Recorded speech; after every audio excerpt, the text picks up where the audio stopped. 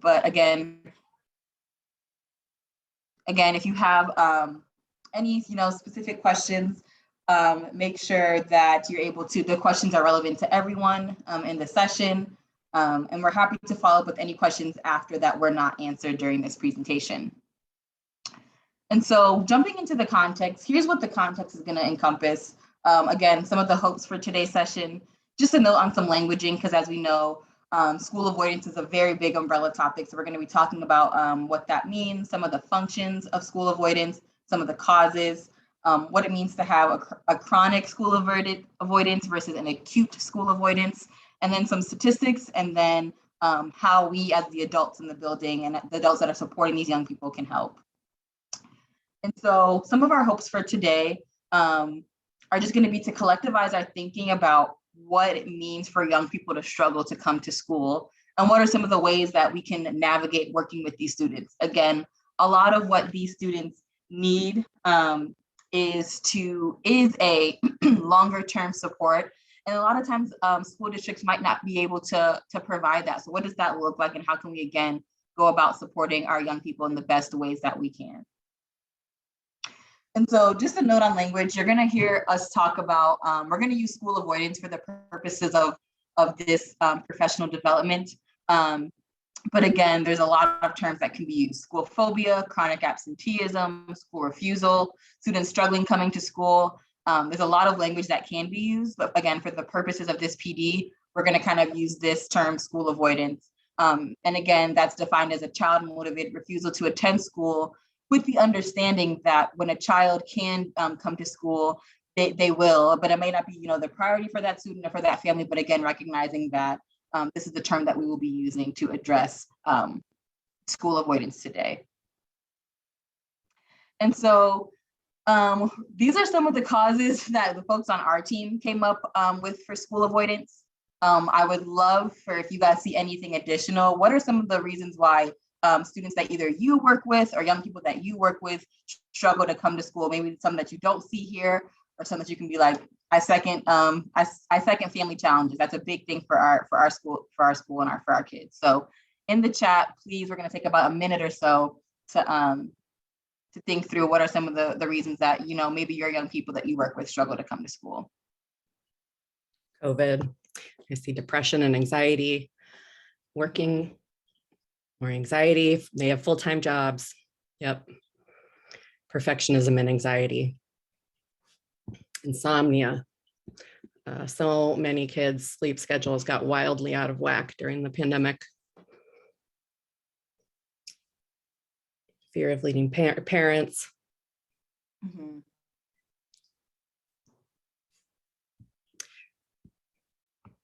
Yep, these are great.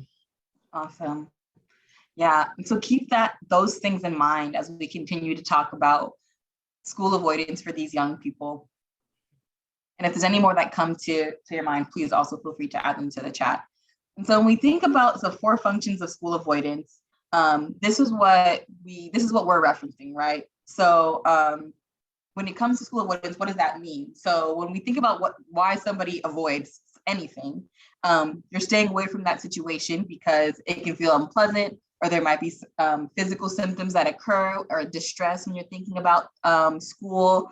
Maybe students, able to attain tangible rewards that make staying at home more comfortable than going to school. So again, maybe I get to have Netflix and I get to have, ice cream at home, and I don't get that at school. So school is not, as attractive as being at home. Or maybe I have access to internet and I know that watching my shows calms me down during the day, and I can't do that when I'm at school. Or when we think about to avoid social situations at school that can be painful, there's a plethora of reasons that school can be a source of anxiety for young people, but I think this is a huge one, right? There might be some social situations, and as we know, as I just mentioned, the internet is a big thing, right? There's bullying that can go on. There's different communication styles that happen with students that happen at home, and then that might make the student nervous to go to school the next day. And so really thinking about other things, but also school-related performance, like, man, I really did not study for this test, and I also didn't do my homework, and I also didn't do well in the test last time, so I just couldn't possibly go to school and face another, failure at school. Or is it more important for this student to receive that attention from parents or a significant other than to be at school? Thinking of the different ways and the four functions of school avoidance is also going to be super helpful as we get into the discerning piece about school avoidance. All right, can everybody see my screen? Let's see. Lisa, do you want to? I have some funky. Yes, I'll pick up the screen sharing. One moment.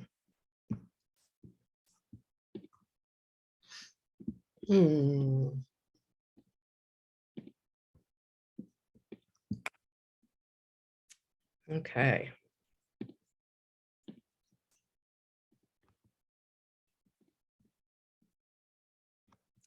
Gotcha. Okay.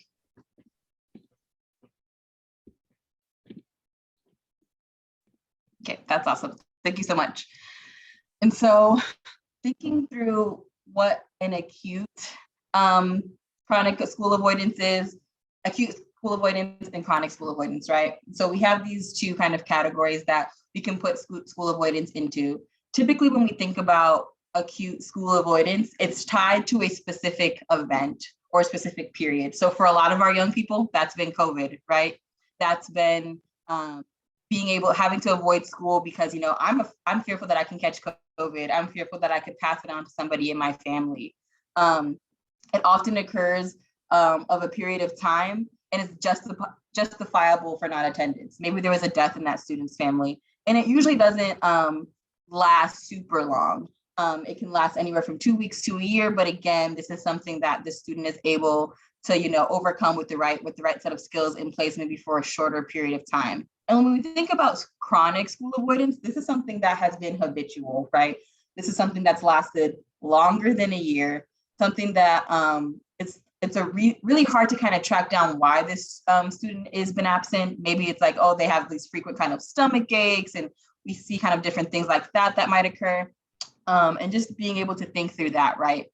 So when it comes to these types of things, we've kind of seen this resurgence of school avoidance, especially as the pandemic has gone on. You know, youth were remote for so long that a lot of times, some of them just didn't come back to school. Some of them said, you know what, the school is just, you know, not something that I can prioritize right now. Or a lot of the families decided actually being at home, my kid being at home was really beneficial for our family system. And so a lot of students just simply didn't come back after the pandemic.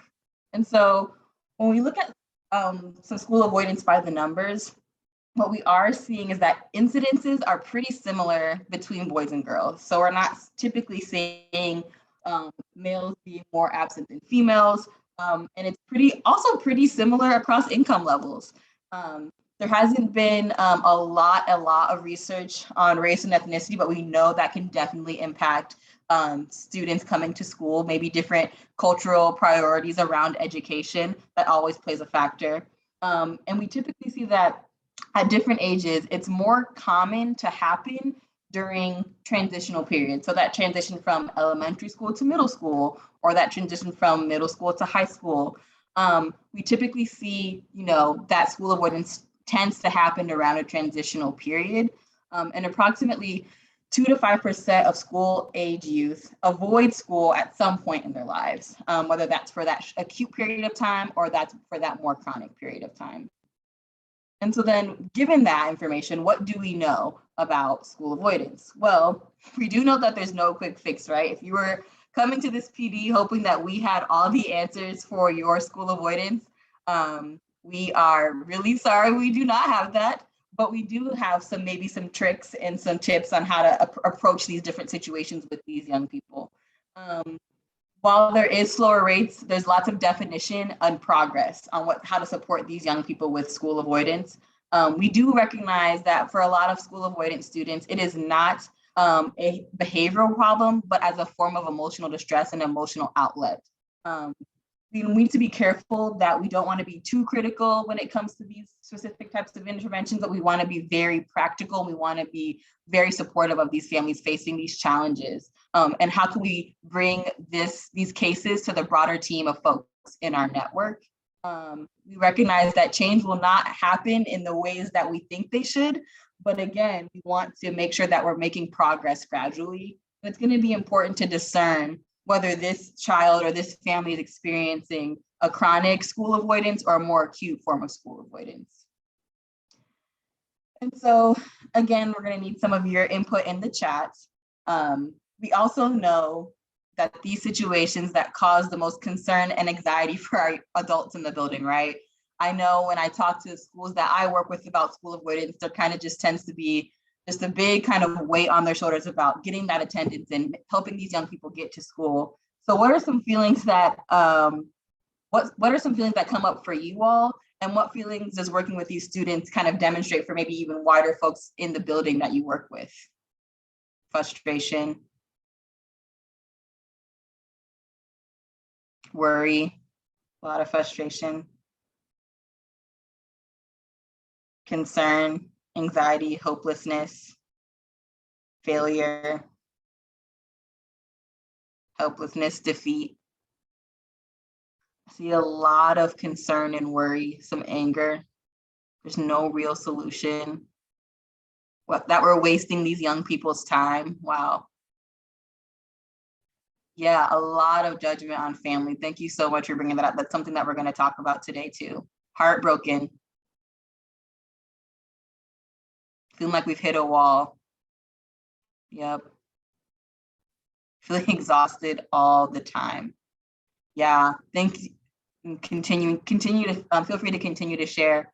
Those are some very, very, very big emotions that we as adults are feeling about this. I can only imagine how our young people and how our families are feeling about it. That this overwhelming pressure to attend school, this overwhelming pressure to, meet certain criteria about attending school, some legal things that come up, and knowing that you're not alone in that feeling. Thank you so much for sharing that. That people across, not only across this network, but across the country are experiencing a lot of the same things that you're feeling. And we're here to collectivize that. And we're here to support one another. But again, hopefully provide some reprieve in certain situations like this. So when we begin to talk about discernment, we're going to talk a little bit about our favorite MTSS intervention, something that I'm sure has come up quite a bit when it comes to working with these young people. Again, we're going to talk about the duration of the avoidance and some of the functioning of that avoidance, and as being able to assess what it looks like for these young people to be ready to access support and some staff capacity and some goals and values. And so when you think about school avoidance, or you think about a young person not coming to school, I'm sure that there's a list of things that you begin to do. You begin to think, okay, well, what are the supports that have already been in place for this young person? What supports have been tried?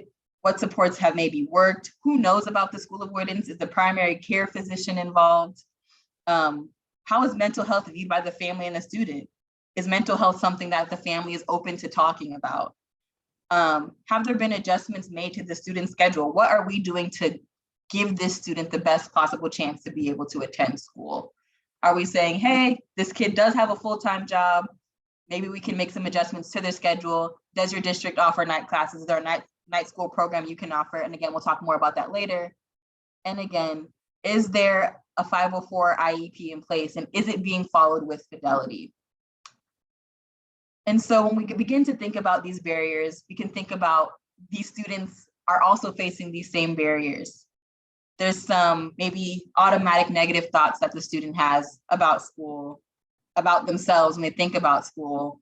Maybe school is just such a big source of overwhelm and anxiety that they couldn't even fathom walking into that building. And so what are the ways that we can begin to help this young person? Is there some agoraphobia? Are they afraid to leave their house? Is there some paranoia? Are the students also burnt out? Does the student have an ongoing medical condition? Are they experiencing pregnancy?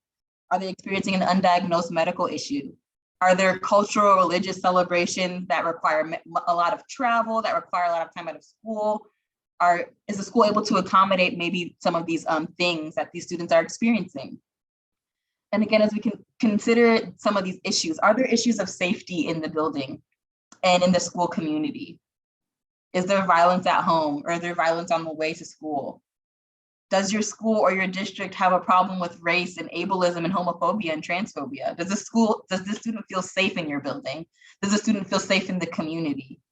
Was there an instance of assault and the perpetrator is still lurking in the building?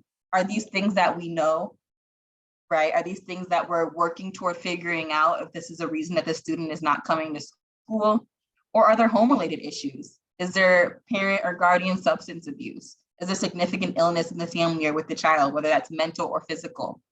Are there financial hardships? Is it more important for this child to be able to work and provide for their family than to attend school? Is there homelessness? Is this child experiencing homelessness? Is this young person the childcare for their siblings or other people in the building, other people in their home? And are they working to provide for their families? And so what is the proper intervention, right? And so when we think about short-term versus a long-term intervention, what current structures does your district or your school or your community have in place to support this young person? Will this young person benefit from an intervention that's like, hey, they just need that extra support? They might need something like a bus buddies program to help them get on the bus in the morning. Or does the student need a more long-term support that's going to take maybe years and years in the making, right? A lot of this school avoidance for these young people have been years in the making. They've been missing school for years. And so being patient is going to be recognizing that it might also take years in the undoing of getting this young person to school again. And so does our staff have the capacity for that right now? How are we able to make small steps with the capacity that we do have as a staff? And what are some ways that this traditional school setting might be a bit different and can serve students? And that goes into goal setting. What does success look like for this young person? Does success simply look like they have a trusted adult in the building, and when they're ready to come to school, they know that we're here? Does success look like this elementary school student being able to self-regulate so we don't have to call home every time they need a break? And that's also leading to their absenteeism, is because mom is like, it's easier for them to just be at home for me to constantly get calls that they need to be picked up. Is that a reason that this child is missing school and we need to help them get the skills to be able to self-regulate? Is it being able to communicate when they need a break? Being able to raise their hand and say, hey, I'm anxious. I just need a moment right now. Is it being able to attend fewer in-person classes and maybe do some virtual classes? Is it being able to go to night school so that they can continue to work? Maybe if they're in high school, is it being able to study for the GED? Is it being able to recognize, and I know as educators, this can be hard to hear, but maybe the traditional school setting is not what's beneficial for this young person. Maybe they need a more therapeutic environment. Maybe they need to be able to develop the skill set that they need to be able to function before they can even think about accessing that learning. Maybe they need to go into a licensure program because we recognize that, hey, this student really just needs to be able to provide for their family. Or this student maybe is very interested in a licensure program. So how can we help them get that? Maybe this student does need a smaller classroom setting. Maybe they do need a one-to-one aid. And are we putting them through the proper tools and situations that they can access that? And so we all hope that success looks upward. We hope that it's all positive all the time. What success might actually look like is it's very stagnant. It might take a lot of patience. And the people who are able to access some of the success are the well-resourced and the privileged. But we recognize that what success actually looks like is all of the above. It's the ebbs and the flows, it's the ups and the downs. And again, going back to the goal setting, what will success look like for this individual young person? And so as we continue and we jump into, it's pretty here soon, jump into our breakout rooms, and we look at the bigger picture of school avoidance, it's important to recognize that school avoidance is not a diagnosis.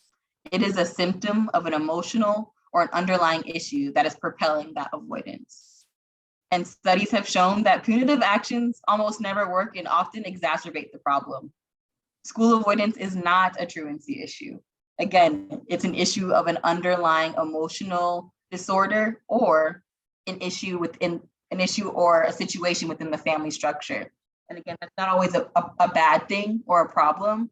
But again, maybe like somebody said in the chat, that this Western idea of education does not fit into this family's idea of what education means. And again, so some of the things that my awesome team member Lisa is going to talk about are school refusal assessments, getting able to get a scale of the reasoning behind the school avoidance and what's in our sphere of control. As educators, as people who work with these young people, we can only control so much. So what is in our sphere of control? And again, how can we view families as thought partners and experts on their young person instead of viewing their family as part of the problem? How can we incorporate our families into all of the things that we know to be true about the young person? And then again, view them as experts on their family and their structure. What does this family need? And how can we continue to support them? So with that, I'm going to turn it over to Lisa, and she's going to talk about what we're going to talk about in our breakout rooms. All right. Thank you so much, Gabby. It was a wonderful presentation. And I'm so happy that there's so many of you here from so many places and different roles. We are in new territory entirely with this subject. And, you know, as we have for the last 3 years, we have continued to innovate, we've continued to learn from one another, and we've continued to come up with new solutions. And that's what we really need to be thinking about going forward, is collaborating together as we address this ever-growing problem. So there's going to be 3 different groups. You can join whichever one feels right for you as far as your role. The first one is a 3rd grader who was full remote and has had over 40 cumulative absences this year. The second vignette is a 6th grader who had a history of increased absences prior to the pandemic, was remote for 5th grade, and hasn't been back to the school for 6th grade. And then the final vignette is a freshman student, super strong academically, but has struggled to come back to school since winter break. Very rigid thinker, has social anxiety, and executive functioning are compounding factors. We will put these vignettes in the chat for you so you have them. And then you can consider any of these questions. What systemic or interpersonal factors do you see at play for this young person? If money and staffing were not an issue and you could wave a magic wand, what supports would you put in place for each of these young people? Based on the MTSS structure in your school or district, what supports would you use or recommend to help young people and their families? And are there community supports you might consider collaborating with more? All right, and so we are going to I am doing the questions now, and I'm about to open up the breakout rooms. If you work with elementary students, please feel free to go to breakout room 1. If you work with middle school students and want to work that question, go to breakout room 2. If you work with high school students and want to workshop that question, go to breakout room 3.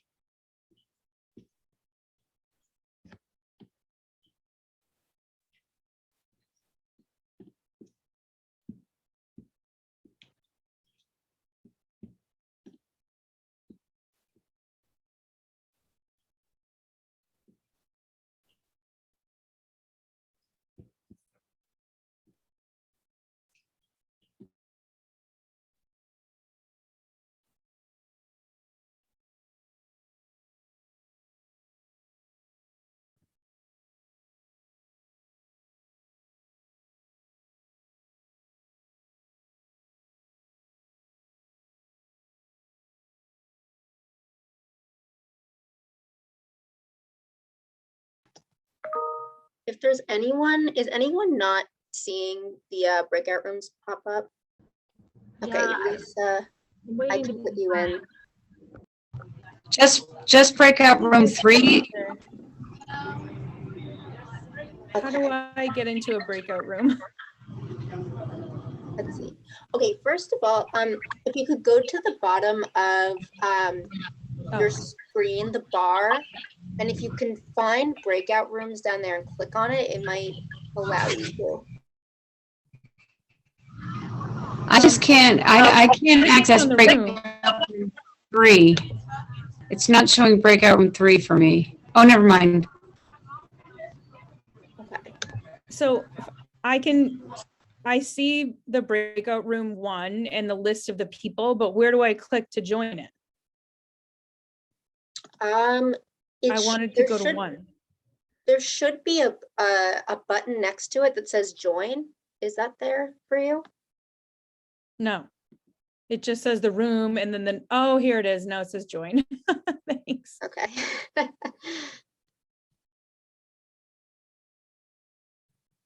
Again, if you're just hopping on with us, folks are workshop the breakout room questions that are in the chat and the situations that are in the chat. If you would like to workshop that with elementary folks, you would go to breakout room 1. If you want to workshop that with middle school folks, you go to breakout room 2. If you want to workshop that with high school folks, you'd go to breakout room 3.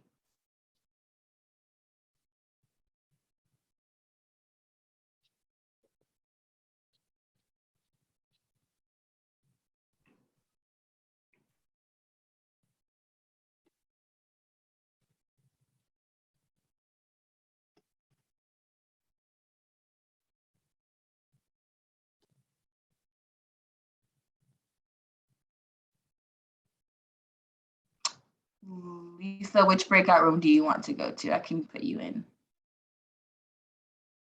3. I got her. Yeah, if anybody else wants to put in the chat which room they want to be in, we can pop you over there to assist.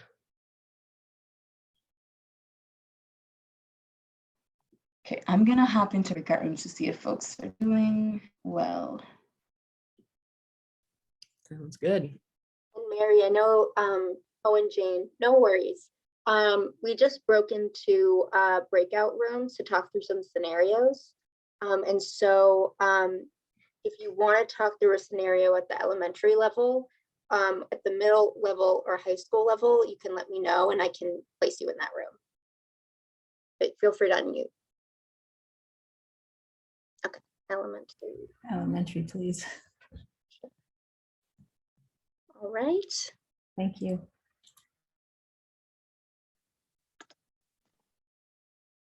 And high school. Oh, sorry, who was that? This is Mary Raymond. Okay. High school level. Okay. All right. I will be right back. I need to grab my charger. Computer's die. I am happy to place people in rooms if you want to keep letting me know where you'd like to go.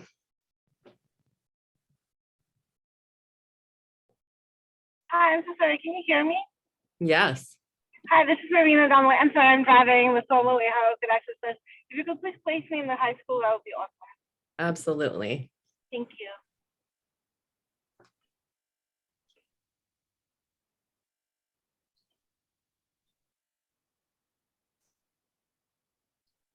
Will I see something on my screen? Yeah, I assigned you to the I assigned you to the high school group. I don't see anything on my screen. Okay, so let's see.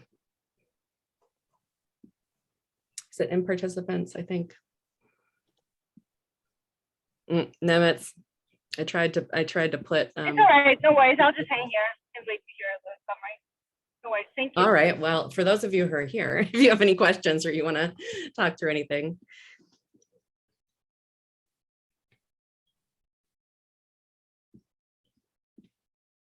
Oh, no worries, Amanda. We're in breakout groups, just talking through some scenarios. So we have 3 at the elementary level, the middle level, and the high school. And you can just let me know which one and I can place you there. Yeah, high school would be great.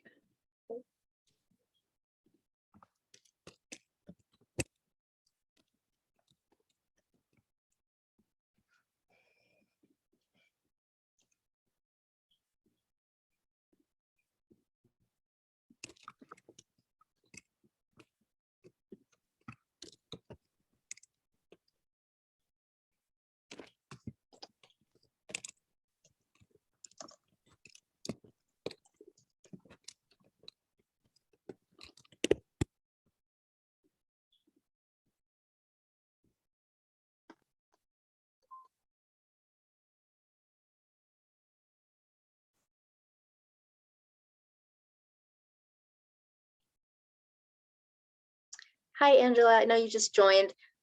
We are actually in breakout rooms right now for, I believe, about 5 more minutes. Is that right, Lisa, or do you want to close them out? Yep, yeah. About 5 more To minutes. give people a little more time with this, so. Okay, yeah. So we have some scenarios, one that people are talking through, one at the elementary level, one at the middle school level, and one at the high school level. So you can just let me know if you'd like to join one, and I can put you in there, or you can just hang out, whatever. Oh, sure, thanks. Yeah, if you can throw me in the high school one. Sure.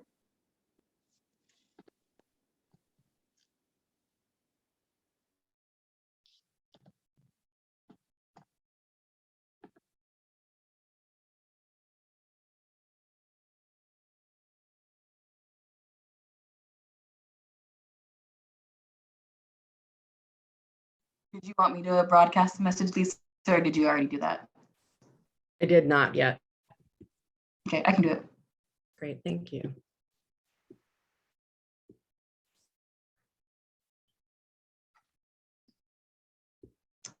Some very riveting conversations in those breakout rooms.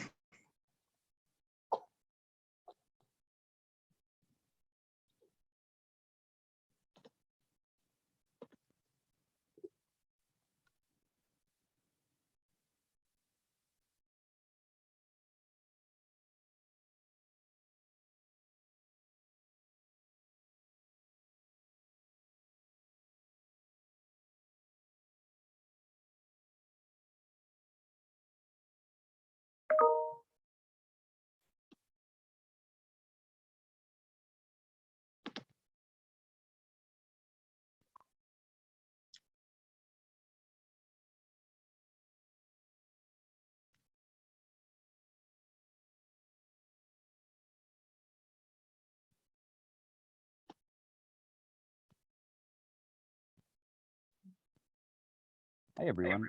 I'm sorry I stepped away for probably a few minutes at the wrong time. It looks like, are we in a breakout room? Yes, we're talking through some scenarios, but we're coming back in like 2 or 3 minutes.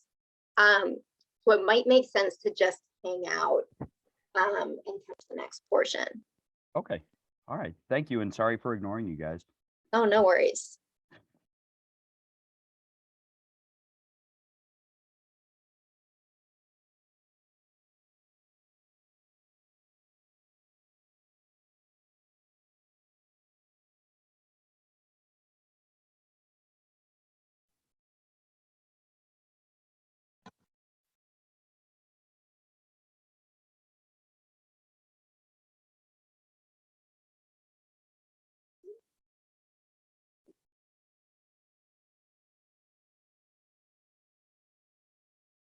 Yeah, so if I close them now, then they'll all be back in a minute. Should I do that now? Yep, just did it. Oh, nice.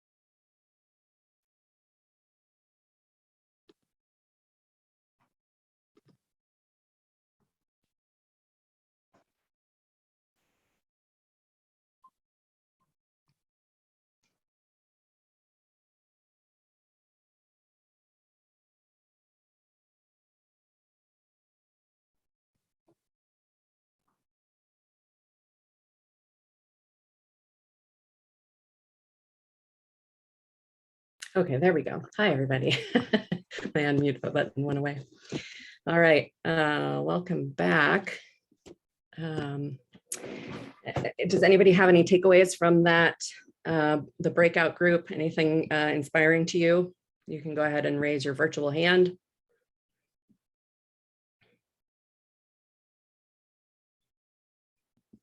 And we can always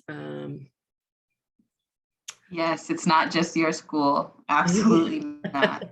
Absolutely, absolutely. You are not failures as educators. Yes, if that's, you are, yeah. All right. Someone shared that their district has a homeschool interventionist. Yep. And facilitating connections between school and home. Yes. All right, we give you a little extra time there because it took some time to get you into the breakout room. So I'm going to keep going, and we can hopefully you can ask questions and comments more at the end. So for strategies, we're going to talk about administrative and systemic, clinical and well-being, academic and family engagement, because each of those has different roles and different ways to intervene. And it truly takes a village to address school avoidance.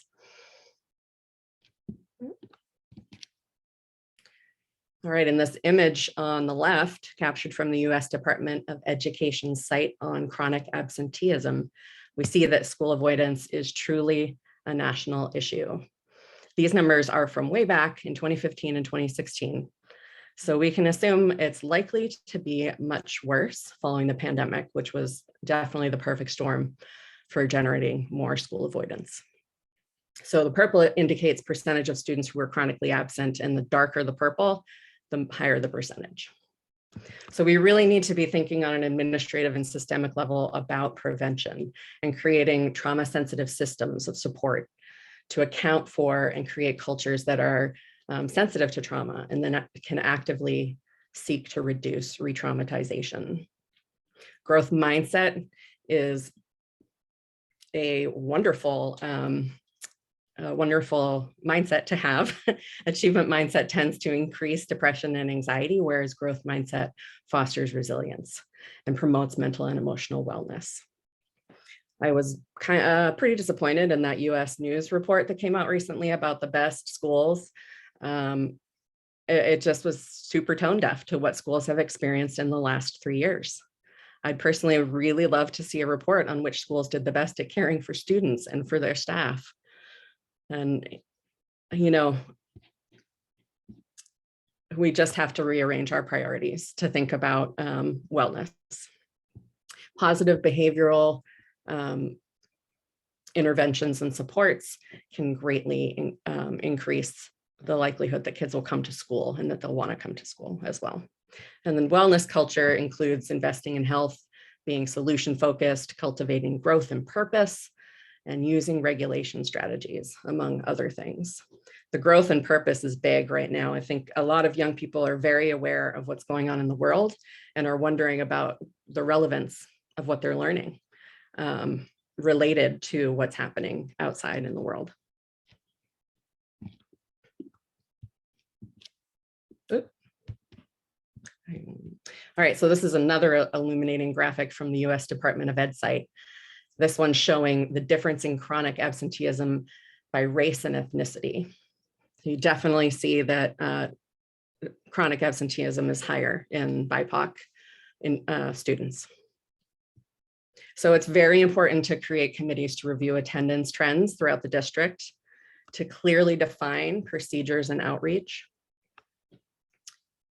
and create community psychoed on why attendance matters. For instance, children who are chronically absent in preschool, kindergarten, and first grade are much less likely to read at grade level by the third grade. And then students who can't read by third grade are 4 times more likely than proficient readers to drop out of high school. The numerous tardies and absences in elementary school create a higher risk that attendance issues will worsen in middle and high school. And as we talked about, this issue is not going away.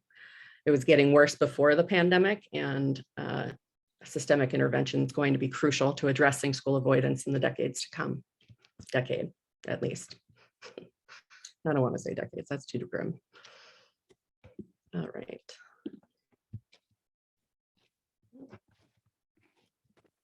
Okay, so there's certain attitudes and perspectives that are helpful when working with school avoidance and some that are counterproductive. We want to remember that behavior is communication. Gabby touched on this. School avoidance students are like canaries in the coal mine, and they are showing us where change needs to happen. We're shifting our thinking from what is wrong with you to what happened to you and what can I do to help you. We want to approach these cases with curiosity, compassion, and care. I saw a lot of frustration in there, and it's so hard to turn that into curiosity, compassion, and care. Yet we need to help one another to do that. Leaving no stone unturned. As Gabby discussed, there are so many reasons why a student might not be coming to school. So there's a huge opportunity to bring creativity, innovation, collaboration, and flexibility, both within the school and with the community. And as you likely know, school avoidance students require a very high level of ongoing daily communication with the student, the caregivers, collateral supports, and staff at school. So oftentimes it's great if there can be designated staff to address school avoidance. So extending grace and encouragement, families, again, you know, the feelings that you all expressed when you're working with these cases are so heavy and so exhausting. Families and caregivers are often experience feelings of shame, frustration, guilt, overwhelm, embarrassment and powerlessness, and inadequacy. And this can lead to presenting as defensive and withdrawn or disengaged. So school avoidance can cause massive distress within the family system, as well as with you, all of the educators, impacting many aspects of function. So how do we help caregivers to release themselves from the shame spiral and all these uncomfortable emotions? By continuing to extend grace, encouragement, and compassion to everyone involved with a child that's struggling to come to school. What's not productive is judgment, making assumptions, criticizing or shoulding the young person and their family. Remembering each school avoidant child is different, so timeframes and steps will be different. There's no just one solution, like Gabby said. Slow and gradual is the way to go, and making sure to include the full team. Ideally, each teacher and staff member that a child would interact with would be included.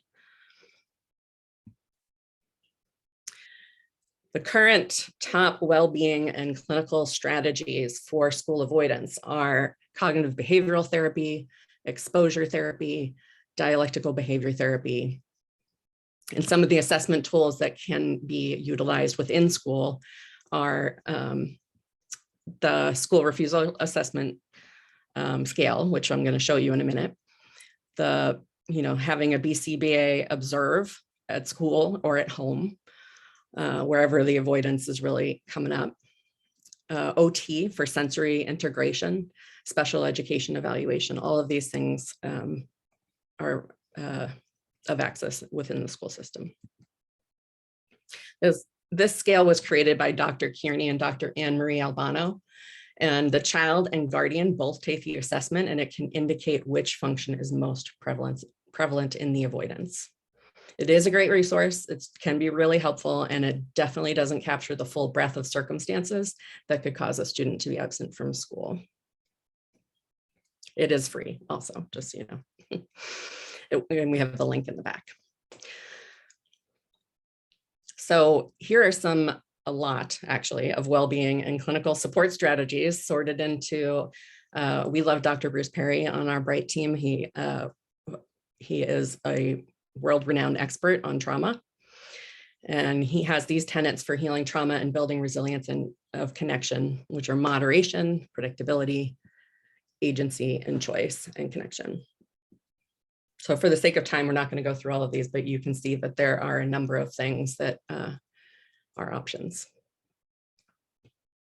So for instance, with connection, that's one of the most important interventions that you have in your toolkit is to build relationships with the youth, the family, your colleagues, closely connected, and make sure to identify, understand, and respect family goals and values. So, for moderation, some youth, especially if there's trauma, may not be able to tolerate really in-depth therapy. So something like a therapeutic dose, which is a brief, high-quality connection, can be much more effective. And educators are in a wonderful position to be providing that to students. And then for behavior shaping, think of having an invisible dartboard on the wall, with the bullseye being a full day engaged in school. And for some students, getting a dart to stick anywhere on the wall is celebrated as progress.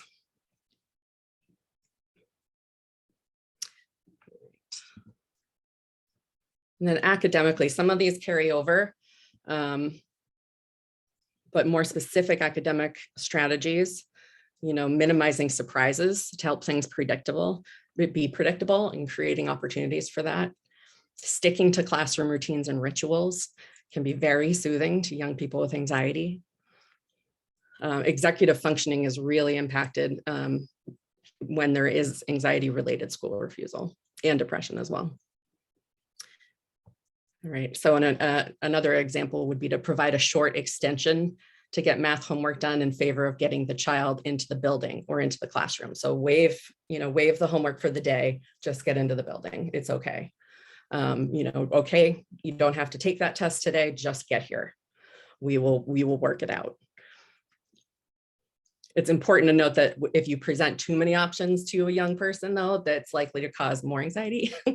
It's 2 to 3 options are about what young people can handle.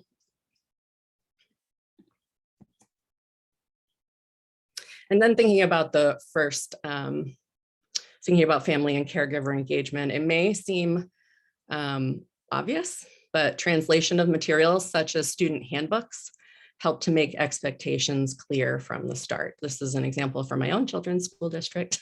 They have translated the handbooks into English, Spanish, Portuguese.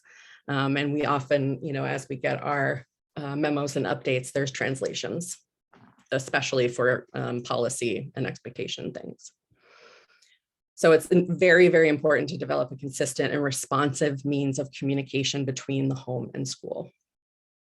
Those two are more on the administrative level as far as the translation of the expectations and the communication. And then other strategies that are universal to anyone on a child's team would be understanding and honoring a family's values and goals, connecting, supporting, encouraging, and advocating, and then setting realistic expectations, encouraging moderation, and using collaborative problem solving. All right, so in closing, school avoidance is incredibly challenging, as you all know, and each and every student and family has something important to teach us, providing us with opportunities to grow and to innovate and ultimately change the system so that it's healthier for all children and young adults. And now, before we finish, we would love to take some questions or comments in the final portion. Go ahead and raise your virtual hands or write in the chat. I get caught up with the chat right now because I want to ask if the SRA is available in Spanish. Oh, wonderful question. I can look into that for you. And we can add that to our resources.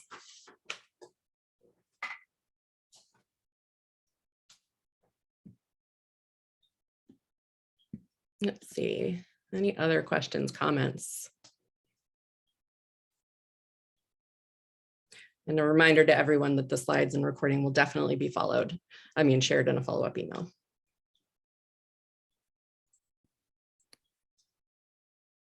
Lisa, someone also really enjoyed what you shared about the statistics of kindergarten and missing kindergarten and first grade and how that leads into high school and things like that. So if you could also share that, that would be awesome as well. Yep. Yeah, and I've seen in different communities at the laundromat, the library, gas stations, all over the place, sharing some of those stats and awareness for families so that they understand how important it is for kids to come to school and for them to come to school on time and to only miss school if they have a fever, they're vomiting, or other contagious issue. It looks like Amy's hand is raised. Was that from earlier or from now? No, it's not. No, I do have a question. Hey, Amy. Hi, how are you? Good. So my question is, so once you built a relationship with the parent and like ongoing communication, and then it just comes to a point where the parent just stops communicating and no longer wants to be a partner. Any suggestions on that? How to rebuild a relationship, how to repair it? Yeah, I don't know if any of you have had this. Sorry to any administrators who are on this. Whenever I would get called to the principal's office at work, I'd be like, oh no, I'm in trouble.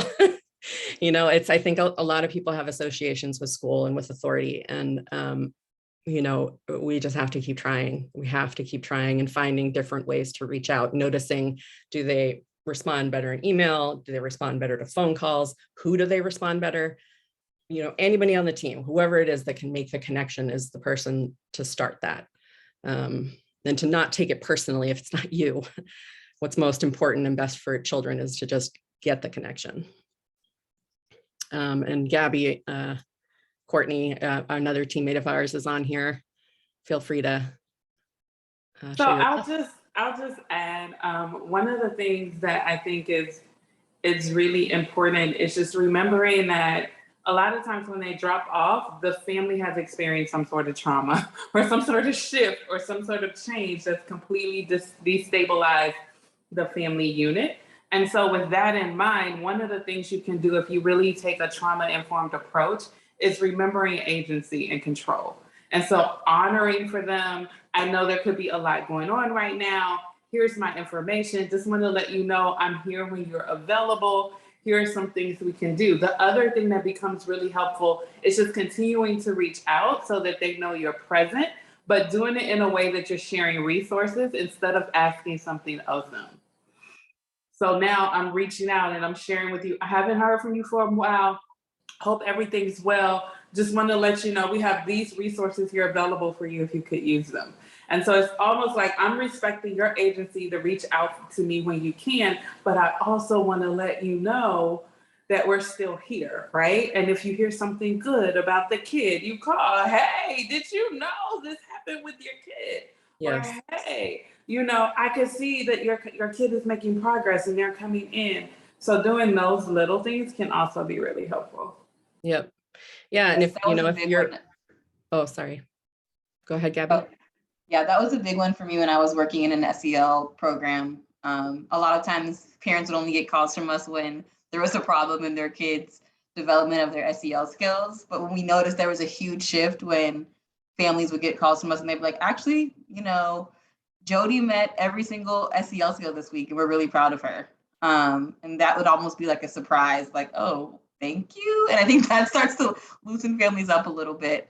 So again, not only calling when something's wrong or when there's a problem with their young person, but also letting them know, again, even if it's just an email saying, hey, so-and-so did great this week, or hey, we really missed so-and-so because they bring this and this and this to our classroom. And without them here, we missed that piece. And hopefully we see them soon. Here are the resources available to you.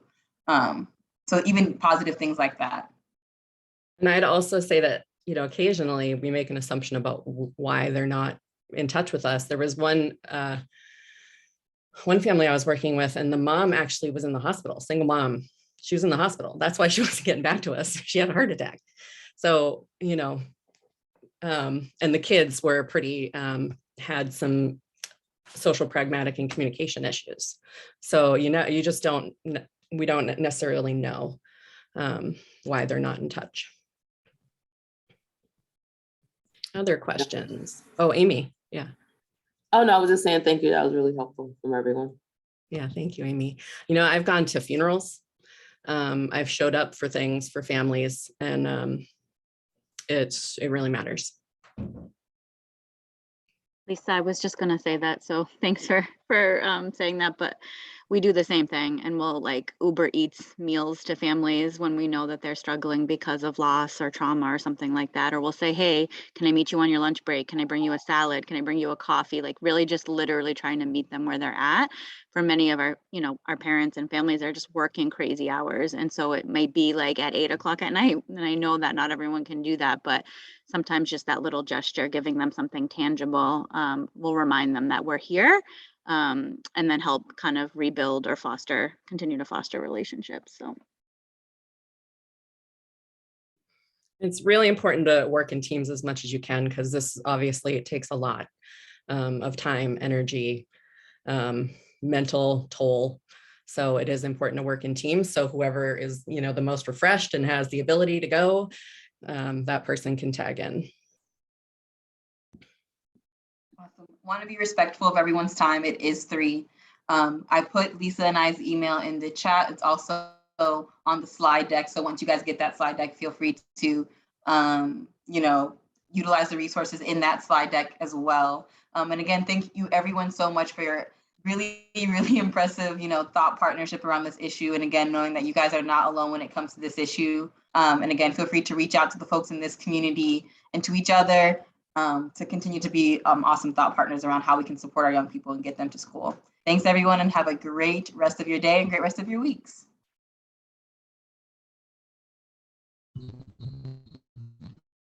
Thank you.